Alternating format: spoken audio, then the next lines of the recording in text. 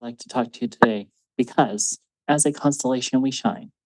And today I'm going to talk to you about mentorship through the lens of something called shine theory.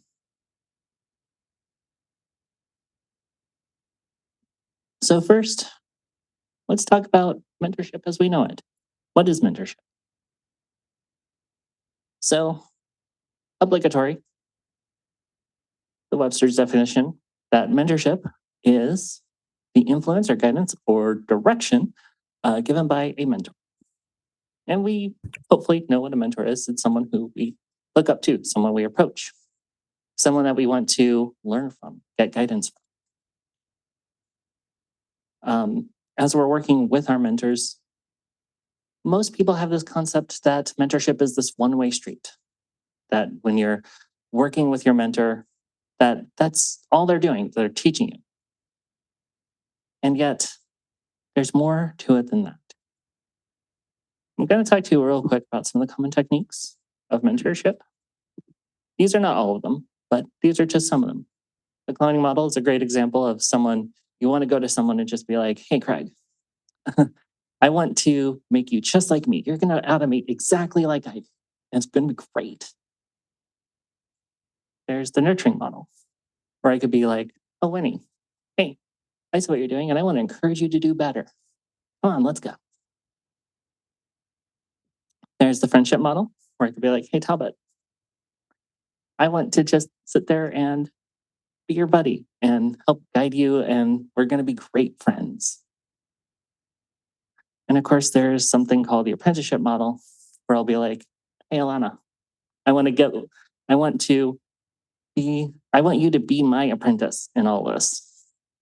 I want you to come learn with me. And it's kind of similar to the cloning model, except not really, because instead of teaching you and telling you exactly how to do it, I'm going to inspire you to do your own. I want to clarify a few points on mentorship. Mentorship is not on the job training. How many times have we gone into a new job and you're like, oh, we're going to assign you a mentor who is going to sit there and teach you how to do your job? It's not mentorship. No. Mentorship is not done for incentives. I don't care what I make from being a mentor. Bonuses, promotions, doesn't matter. It shouldn't matter. If you're sitting there mentoring people for something for you, you're not a mentor. You're self-involved.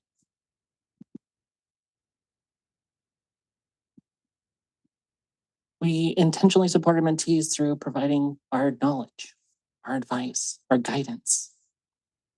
That's what mentorship is about. I want to sit there and help you learn what does it take to get to the next step.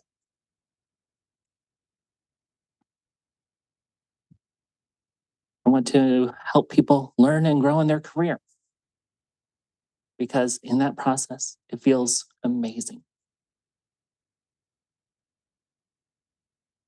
Want to provide knowledge sharing, but intentional. I want to be intentional about that knowledge. I want to be able to sit there and apply my relevant experience to whatever they are going through.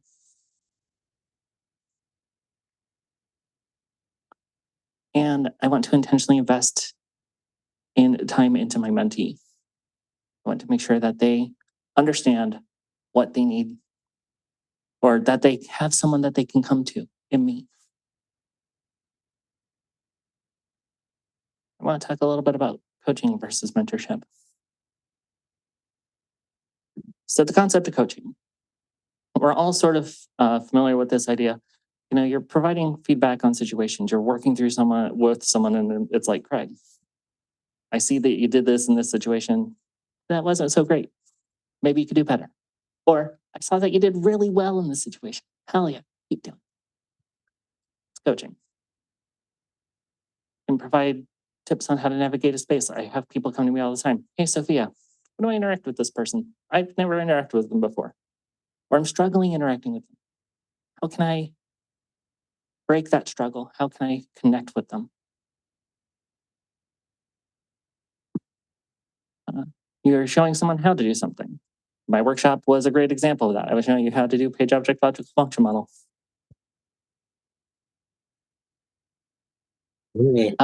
Basically, you'll also provide answers to a given problem because your goal is just to get to the next one and when you're coaching. But when we talk about mentorship, we want to provide our knowledge and experience. I want to be able to sit there and tell you, hey, this is what I experienced when I was going through the same exact scenario. You do not have to take my solution, but I want you to be aware that this is a common scenario and there are ways to get around it. This is my way. Find a way that makes sense for you. Guide the mentee without giving them the answer. And yeah, I could say, okay, here's the experience that I had. This is my answer to that. But that's not the intention. The intention is how can I encourage this person to get to the answer that is right for them? I provide space for the mentee to try and fail. And we'll talk about failure in a little bit because failure is amazing. But go out there, try, fail. It's going to be okay.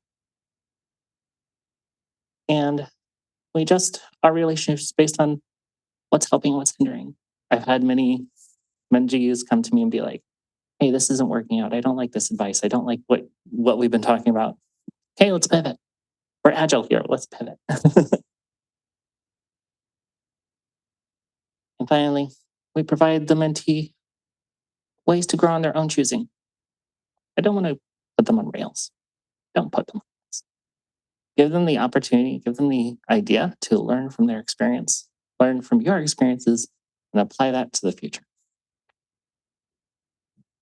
So why do mentees come to us? Often they want to replicate us. They say, hey, I see what you're doing here. That's really cool. I want to be exactly like you. Cool. Let's go. Sometimes they want to get to your next level. Sometimes they don't. But sometimes I've had people come to me and like, I'm a software test engineer. I want to be able to get to where you are. I want to be an SDEP. Okay, let's get you on that path. They want to learn a new skill that you know, or maybe you don't know it. That's fine too. But they see something in you that says, hey, you're really smart. You have a lot of skills. Let's learn. Let's go. A different perspective on things. That's one of my favorite parts about mentorship is someone coming to me and saying like, hey, what's your perspective on this scenario? How can I do better? They admire your approach, or maybe they want to learn from your weaknesses. Have you ever had a mentee come to you and be like, I saw this scenario and I don't want to be exactly like you in this scenario. How can I do better? I've had people like that come to me before, especially when I was uncomfortable with myself. And it gave me some perspective to sit there and think to myself, whoa, I kind of screwed up there. And I'm not being coached by my manager, but people are like, hey, I don't want to do that. And sometimes they don't know what they want to learn. What do I mean by that? How many times have we gotten a mentee to come to us and be like, hey, I don't know where I want to go. All I just know is that I need someone to help me figure it out. We're going to get to that. We're going to talk a little bit about navigating the stars here in a little bit. But it's vital that you help them find that path for them. And so now that we understand what mentorship is, I want to talk about the subject of shine. And this is where we start to bring in the concept of shine theory, which is intentional, accountable, and personal. So let's talk a little bit about the origins of shine theory because it's important to understand what shine theory is by understanding where it comes from. So it was originally created as a private concept between Amanat Sal and Friedman in 2010, something that they practiced between themselves to help each other grow and learn and be better people. They started speaking about it publicly in 2013, and they've hosted many different events. It's provided a means for them to be intentional about the support they give each other. And that's important when we start to think about mentorship. And it's established as a way to build trust and confidence with the people involved in the relationship, no matter what relationship it is. They base it on friendship. My experience with Shine Theory was back in 2018 when I was first working at the Pokemon Company International. We had a woman in tech holiday event. And this holiday event, I was still identifying as gender fluid. Anyone knows what that is?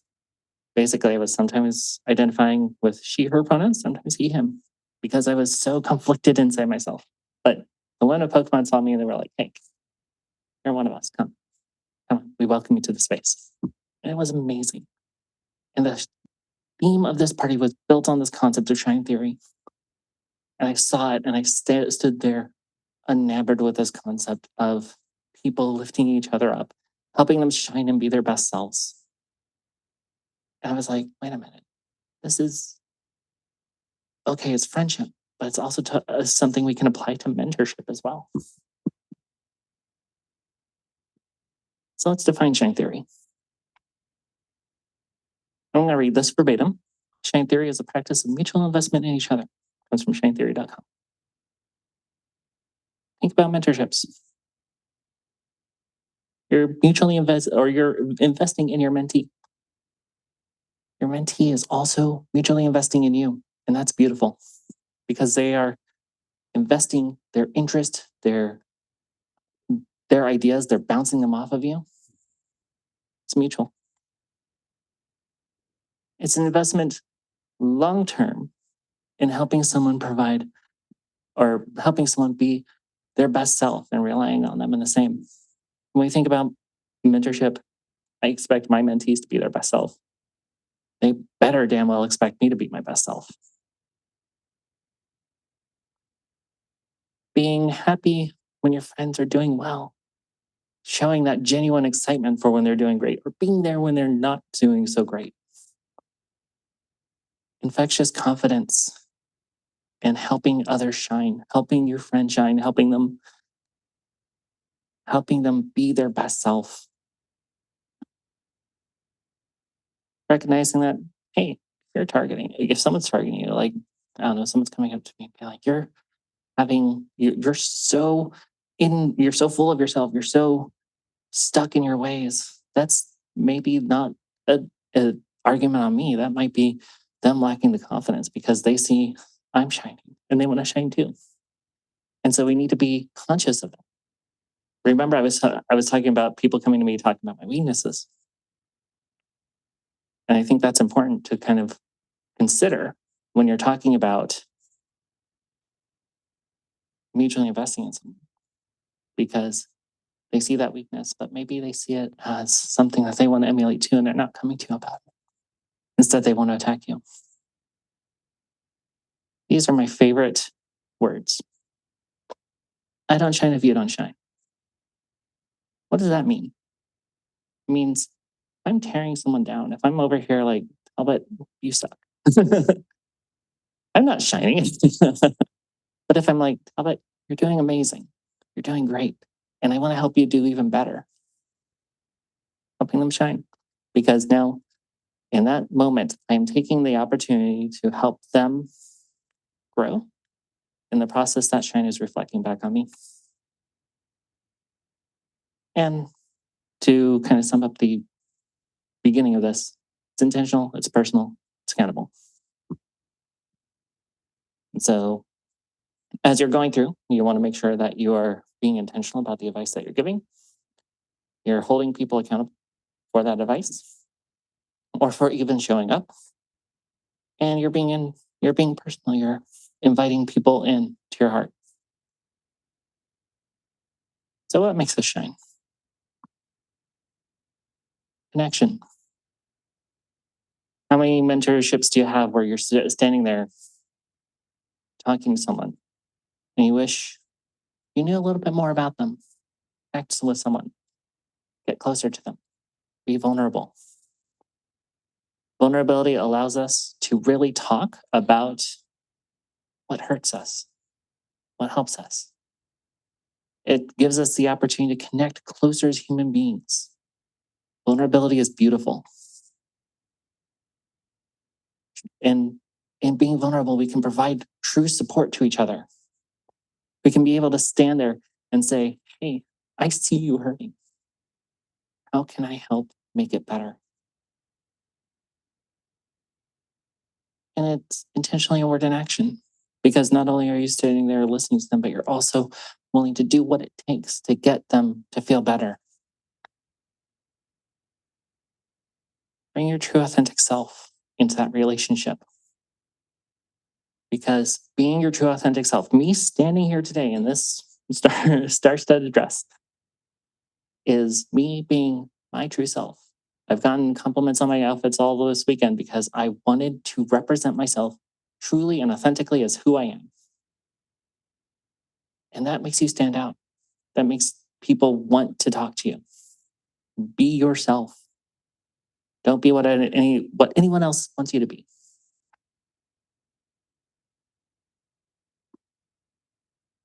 And those that we bring along the way help us shine. As I mentioned before, I don't shine if you don't shine. That luster, that shine that you're producing bounces off me as well. And in the process, I shine brighter because I helped you shine bright. And give others the opportunity to shine when you can. That's all mentorship is. You're giving someone that opportunity to shine. And so, as our mentor or as our mentee looks up to us and starts to feel that shine that we produce, they too begin to shine. So we have another star in our sky. So let's go ahead and apply this to mentorships. How do we apply shine theory to mentorships? I'm going to open with this concept, with this quote from one of my favorite childhood characters, Miss Valerie Frizzle. Take chances, make mistakes, get messy. Because what I'm giving you today is not verbatim. I do not want you to come away with this being like, oh, I have to apply shine theory to my mentorships. No, this is just a concept. This is just me coming to you and saying, hey, you can apply these concepts and get messy with it. Make a mistake. It's okay. You're still learning. All of us are still learning. And so, as you are working with your mentee, I want you to make sure that you're dedicating space to them. And this is so important. I have mentees coming to me all the time. People I've mentored previously, people who have mentored me coming to me sometimes. And they're like, hey, I need 5 minutes of your time. Any chance I get, I will provide it to them because I'm still invested in that relationship. I want to make sure that they are set in their ways. They're able to, not set in their ways. I want to make sure that they are set with what they need to be in their ways. There we go. I'm intentional about the advice I give, and you should be too.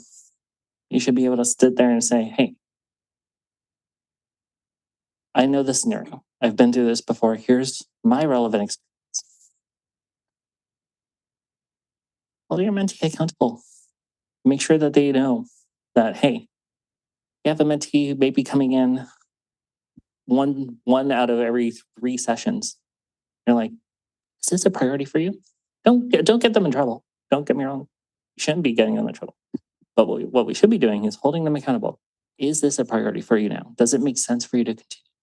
Or should we hold off and wait till something is better or wait till a better time?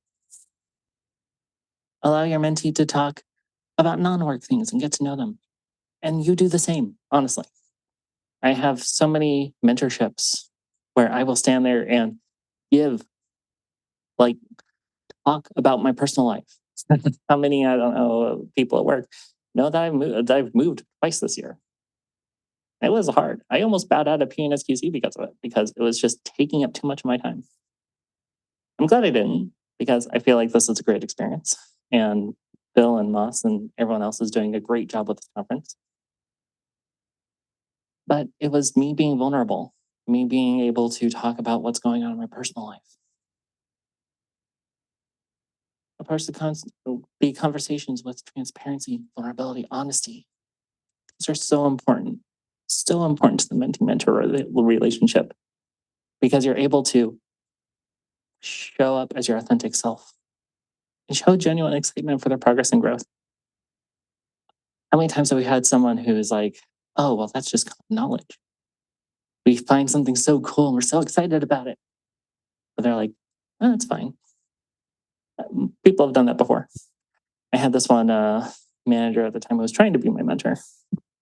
And I got BDD Gherkin to work with Selenium, and I was really excited about it because it was like, look, my concept in this married together. Perfect. She's like, oh, yeah, people have been doing that all the time.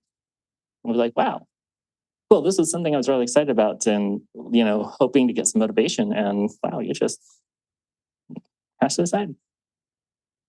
That hurt. And yeah, okay. People have been marrying Gherkin and Selenium forever. But it was the first time I'd ever worked with Gherkin, let alone marrying the concept with a Selenium framework. It was exciting to me. Support your mentee when they fail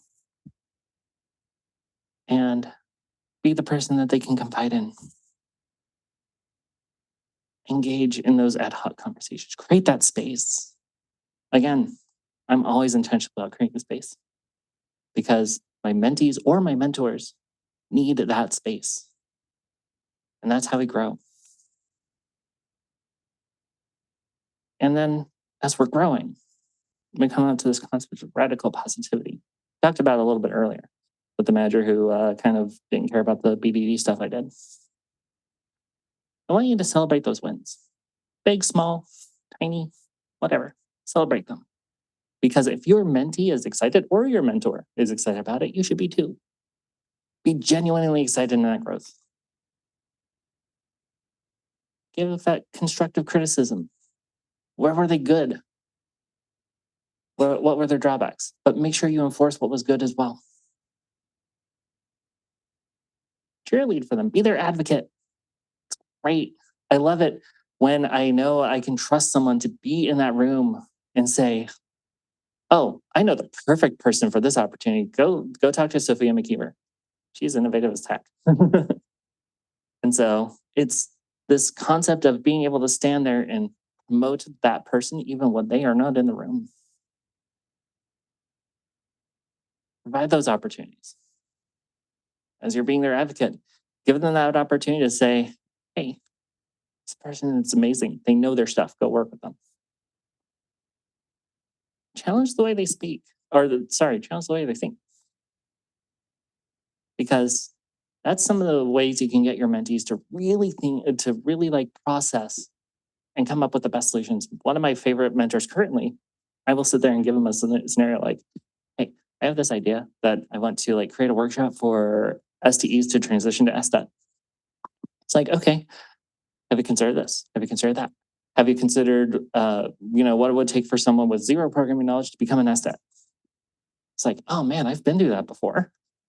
I was that person. I wasn't even thinking about that because it's so second nature to me now. It's amazing. So challenge, spin with creativity. Accept their thoughts and opinions. It's okay. If they have their own thoughts, share them out. You can still challenge them, but at the end of the day, if they want to pursue them, let them. Listen with an open mind. You'll learn something too. This is important because we're all learning. So we talked about a little bit about it earlier. I want to talk a little bit about something called failure. Who here thinks failure is a bad thing? It's okay, raise your hand. Okay, I see a wibbly wobbly failure might be a bad thing. Okay, we're going to challenge that thought. Okay, because failure is actually a good thing. Failure is an opportunity to learn and grow. Yeah, it sucks to fail. It hurts. We're gonna let ourselves fail and let's treat it with optimism. How can we do better next time? What did we learn? What did we grow? How can we not make the same mistake? And it's okay. It's okay to fail. but it hurts. It hurts when we fail. And we need to be able to feel those feelings. So let your mentee run off, process those feelings, and then come back. One of my favorite mentors, I used to get angry sometimes when she gave me feedback because it's like, what are you talking about? I did not do something wrong here. I was the pinnacle of excellence. Blah, blah, blah. Yes, I was that kind of person. And she was like, okay, I'm going to let you just do on that for a little bit. It's like, fine. 2 days later, I come back to her. I'm like, Ermina, you were right. I was terrible. How do I make this better? And she's like, okay, you got the lesson. Good. You needed to process those feelings. You needed to know what you did wrong, but you needed to that space to process. And good. Now let's come back and make a plan. And we plan for the future. How can we do better? How can we improve? How can we grow? And write your experiences. But let them draw their conclusions. And that's what Nermina did to me. It's like, here's my experience. This is what I had. What can you do better? How can you take this and run with it? She encouraged me to forge ahead, take on new knowledge. But she never, and you should never, ever blame anyone. Not yourself, not your mentee, not John Doe in accounting who caused the scenario. Because blame is a terrible, terrible thing. It creates animosity. And that's what we're trying to avoid. We're trying to avoid that animosity. But we're also trying to learn and grow. And then you want to shine through your personal connection. Talked about it a little bit, but professional is not the be all end all of mentorship. It shouldn't be. I should be able to come up to my mentees or mentors, be like, hey, I'm having a really bad day. It sucks. Let's talk about it. Okay, cool. It's not just about work. Create space for human connection. Be vulnerable, be honest, be open. Move beyond the hi, how are you? How's your day going? Really get to know someone. What does it mean for them to, what are their hobbies? What do they love? What do they dislike? Share your experiences with them too. Figure out, hey, I'm really excited about this thing. I'm really excited about, like, I myself, I'm really excited about Final Fantasy 14. I talk about it all the time. Ask my colleagues here. And it's something that sometimes I'll just talk about in a mentorship because sometimes it might be relevant. Like some of those fights that you do, oh my gosh, you need teamwork. Personal conversations are okay to have within reason, of course. I'm not going to sit there and dump my traumas on my mentee or mentor for sure. But, I want to make sure that I can have that personal conversation with them when I need to. Listen to their beliefs and have an open mind. Share and, you do the same. And so as you work on this concept, as you begin to build that connection, you see that line form. That line that starts to connect the stars. Because at the end of the day, we're a constellation, we're shining, right? So now that we've forged that connection, let's navigate these stars. And I can't think of a better way. Start this then with a quote from one of my mentors. I'm going to read this verbatim. The dream scenario is not just knowing where someone wants to go, but also where they don't want to go. Constraints are more helpful than opportunities. It's from Ben Goldsmith. He's fantastic. We'll talk about constraints here in a moment because it's going to be really fascinating. But first, I want to talk about like when silence is gold. And so we have this idea of either driving the conversation or letting our mentee drive the conversation, right? So what happens if you drive the conversation? You're a talking head. And I know I'm someone right now being a talking head to you in the room. Great. I'm disproving my own theory. Cool.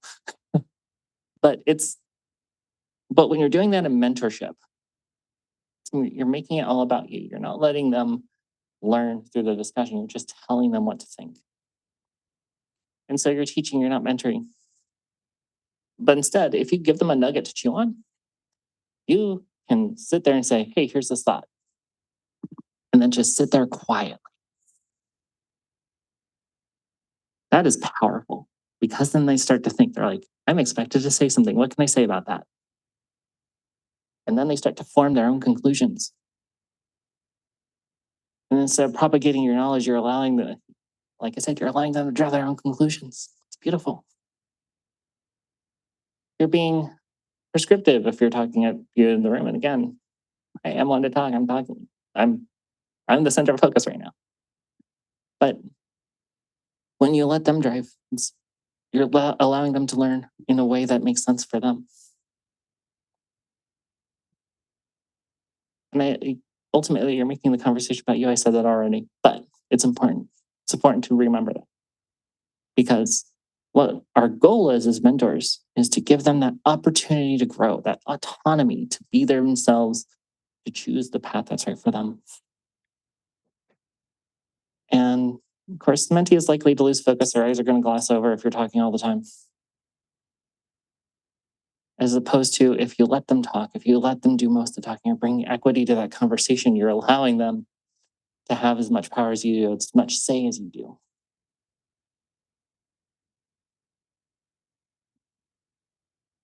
And then you allow them to get out of their comfort zone. The end goal is their happiness, right? I have a mentee. I want to make sure that they're happy, that they're learning, that they're growing. Encourage them to get out of their comfort zone and get out of yours. How many times have you sat there and been like, I want to tell you about this cool technology? But they're like, I don't really want to learn that. I want to learn this other thing over here. Like, oh, I don't know anything about that. Why does that have to be the end all of the conversation? Take that opportunity, learn with them. Be prepared for disagreement. Disagree and commit. Disagreement is powerful. It can help get things done. But sometimes you just need to let things be what they're going to be. They're the master of their destiny. You're just helping them get there, whatever it is. And so don't try to fit them in a box. Allow them to chase their dreams, even if that means leave the company. The mentor I was telling you about, Nermina, was great. I had a recruiter come to me and he was like, hey, Sophia, we see your resume. We like what you do. Come work with us at Apple. And so I was talking to Nermina. I was like, hey, I got this opportunity. And she was like, it pains me to say this, but go take it. Because that's what you're going to go there and you're going to learn so much and you can always come back. She gave me that opportunity. She hated the idea and she cried when she told me to do it. But it was important because it meant that she was getting out of her comfort zone. She was encouraging me to follow my dreams because it made sense for me, not her. Allow your mentees to set those constraints as well. We talked about it. If they don't want to learn something, don't make them.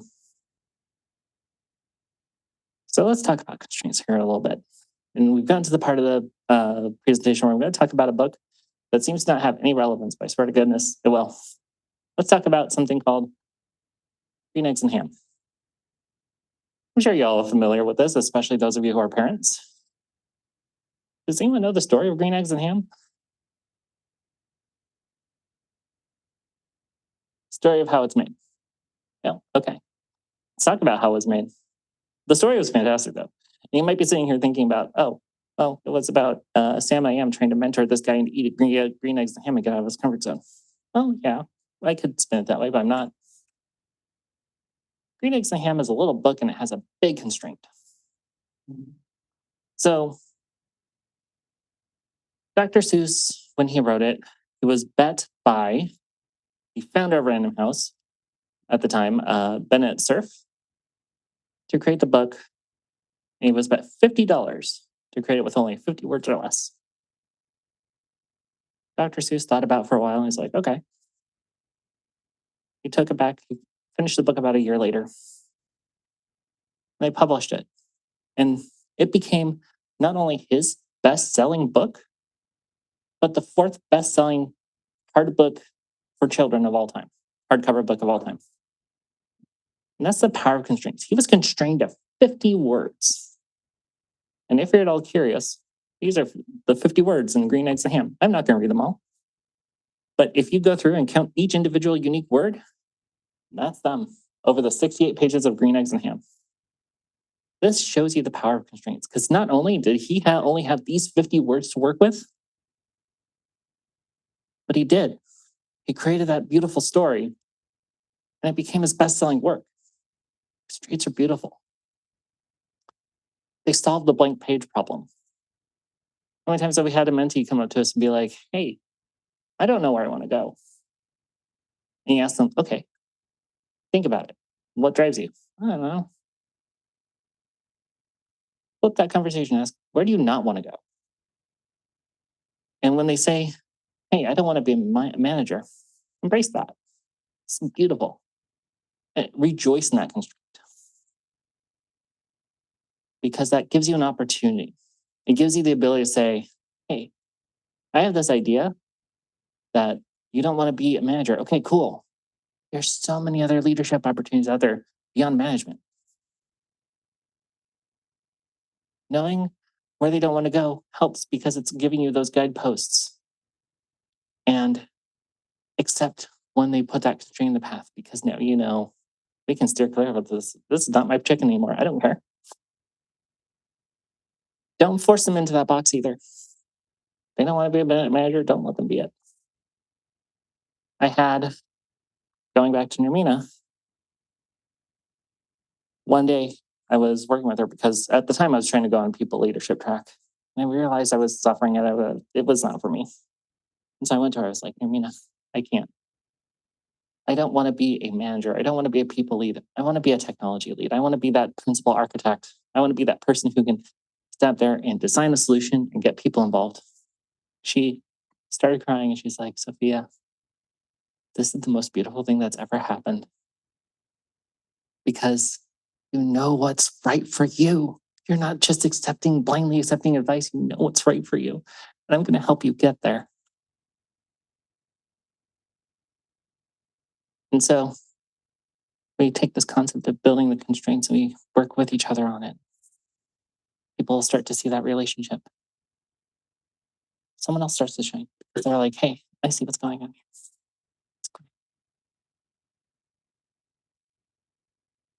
So let's talk about when the tide turns. I'm going to quote the fantastic woman herself. Mentorship is a two-way street. Each time we teach somebody something, we are automatically refining our own ourself. We're our system values. We're doubling down on something that we already have. It's a beautiful quote. I love it. Let's go back to Shine Theory for a moment. Shine Theory is the investment over the long term in helping someone be their best self and relying on them in return. It is a conscious decision to bring your full self to friendships and not let insecurity ravage them. Shine Theory is a commitment to asking, would we be better as collaborators than competitors? The answer is almost always yes. And this is beautiful. This kind of comes back to this concept of I didn't want to be a manager. And my manager at the time, who was also my mentor, saw that. And rather than letting that insecurity ravage that relationship, she was like, let's celebrate this. Let's go. Let's get you there. And so we start to think about bringing that open mind, that open heart, being our best selves. I want you all in this room, never stop learning. Never stop. That's the crux of this because you're learning, you're growing, you're finding ways to be your best self, and you're helping your mentees do the same. Be aware of your limitations and faults.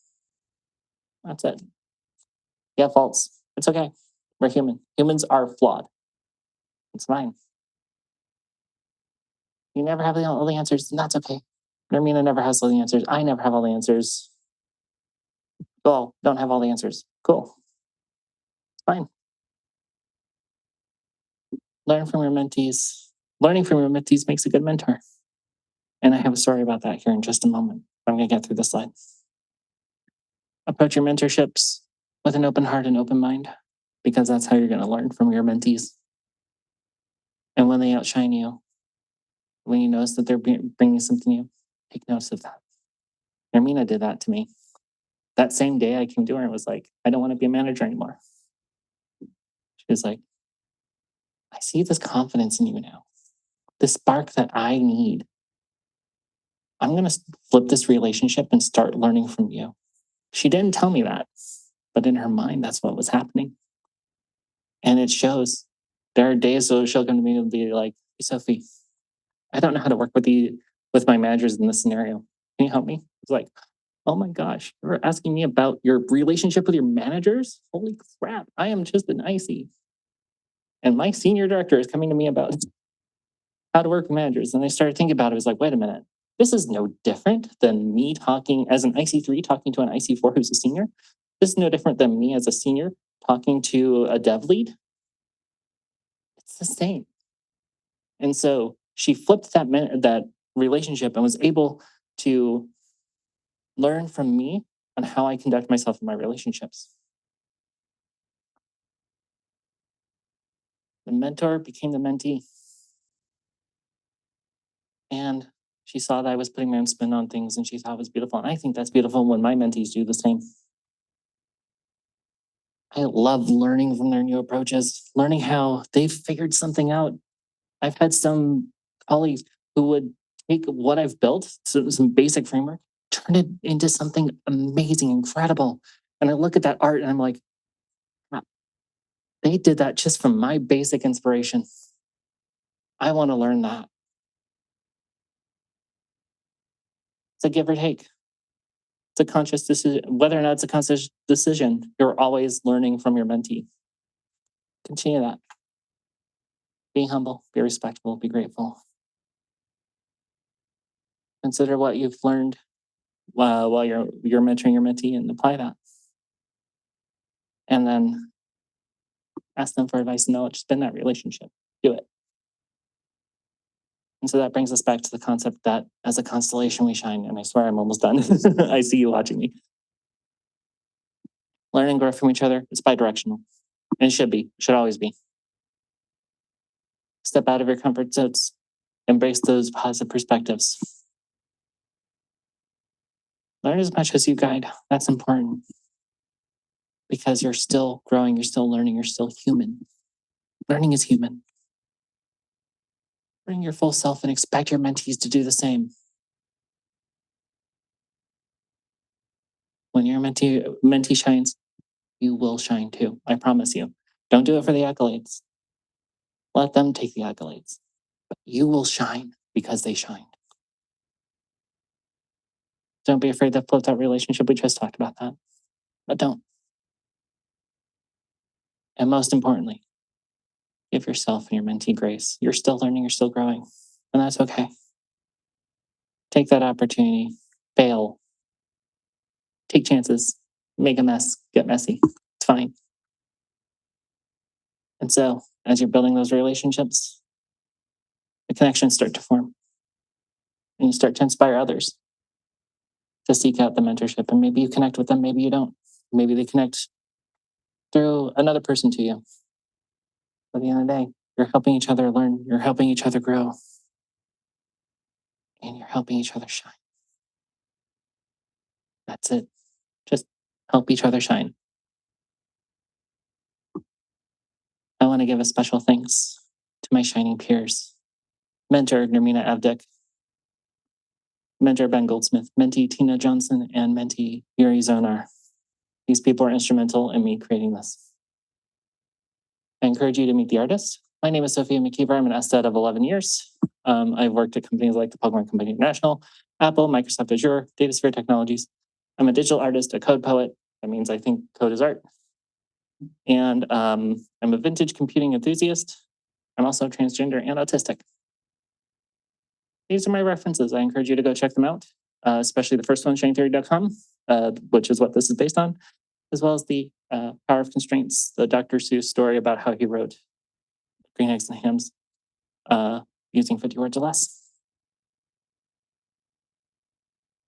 So thank you for attending this talk. And I encourage you to enjoy the rest of PNSQC. And before I let you go, just want to say one thing. Shine on today, tomorrow, forever and always, and help others shine and do the same. Because at the end of the day, we are all human. And when everyone else shines, we form that beautiful constellation.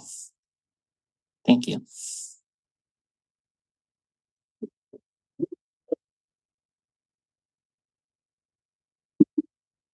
Any questions?